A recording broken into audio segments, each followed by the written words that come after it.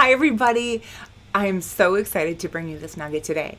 It's something I talk about in my Challenging Behavior series. One of the most important things is to become a scientist and figure out the why. Raylene Osberg here.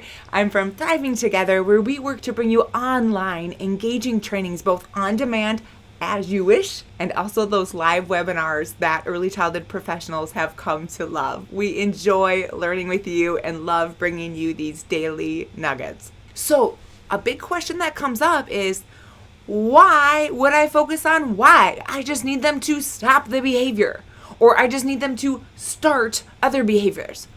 Yeah, well, if you focus on the why, you will come up with the tool from your toolbox that will help stop that behavior, that will get them to cooperate. All it takes is a little bit of figuring out what might be going on behind it and then addressing that. So here I am, I'm leading a circle time. It's my 9 a.m. circle time, and I have my multi-age gathering here, and we're gonna read this great book on manners so that I can help promote the skills I'm really looking for kids to have. So here I am, I'm reading my book. It's manners time. Let's talk about manners. Manners start here with a smile. Can you smile? Yeah, me too. Oh, that feels good when you smile at me. It makes me feel happy. Hello is how you greet someone. Do a little wave. Hello, hello, hello. Oh, that's such good manners. All of a sudden, in comes Johnny and his mother. And his mother says, "Oh my gosh, I'm so sorry. I was running so late this morning. I didn't even have a chance to get him dressed, and now I'm running late for work. I have to go. Here you go." And leaves. You're like, thank you. Now you have this child who just jumped into your circle time.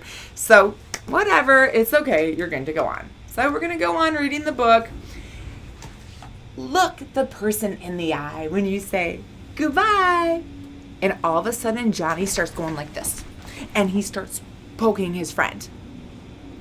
Why is Johnny poking his friend? The thing is, there are many reasons why he might be getting antsy and poking his friend. And if we can figure out the why, we'll know how to pull out the right tool, the right strategy that's going to meet and address the needs behind the behavior and get him to stop poking his friend and disrupting circle time and being active and fidgety. And we want him to start listening and be actively engaged and really learn with us. So let's say Johnny is doing it because he's hungry. What would you do? You give him a little snack, right? You have him to get a little snack, and then he won't be hangry anymore. What if he's doing it because he's tired? Maybe he was rushed to get up and he's just tired, just needed a little bit extra sleep.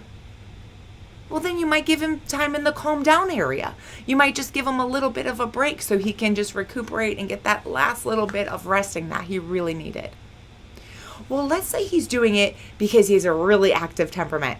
So he was sitting in his high chair eating, then he's sitting in the car seat to get there, and he hasn't had a chance to move yet. And with somebody with a highly active temperament, they just need to move. So then you could give him a fidget. You could give him something to hold and something to squeeze, and that's going to help him settle in because he gets to move. He gets to expend some of that energy. Maybe you mix it up. Maybe you start hopping around like frogs if you're reading a book about frogs, right? You can do something that's going to get him engaged. What if he's doing it because he's stressed?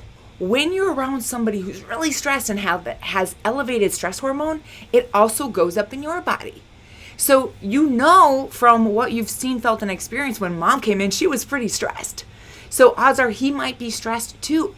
So if he's doing this behavior, because he has antsy feelings inside because he feels stress, then what can you do?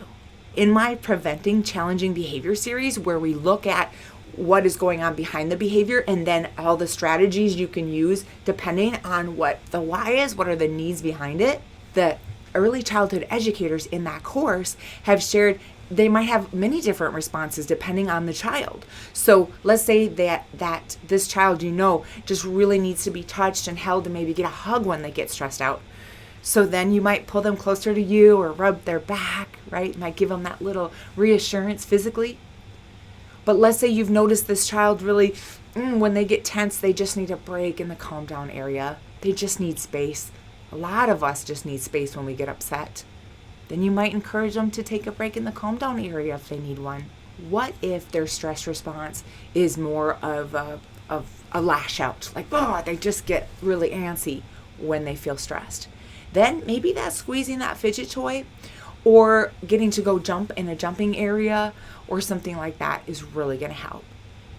So these are only 4 of the reasons that a child might be doing this. There's many more. But if we can address the why, that's how we're going to solve this issue.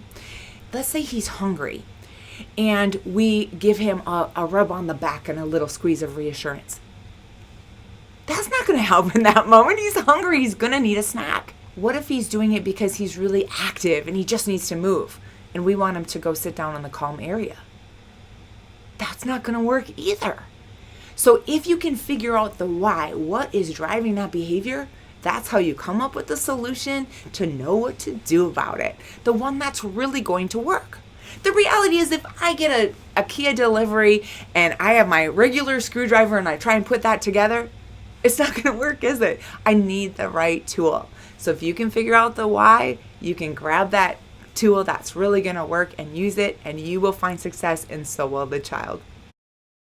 The neatest thing about this is that when you take the time, as you do, to support that child, look at what are the needs and feelings that are happening here, and what can you do to help that child through that difficult moment by addressing those needs, you build a relationship with the child.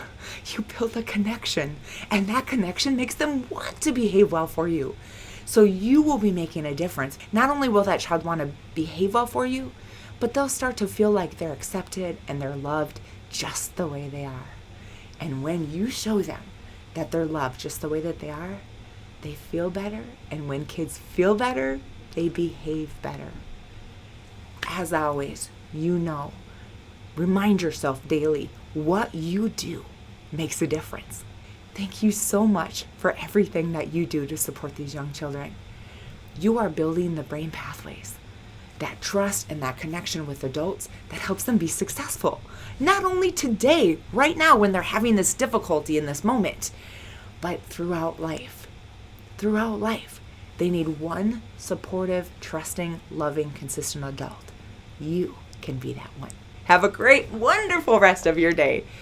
I'll see you tomorrow. Over and out. Thank you so much for learning with us.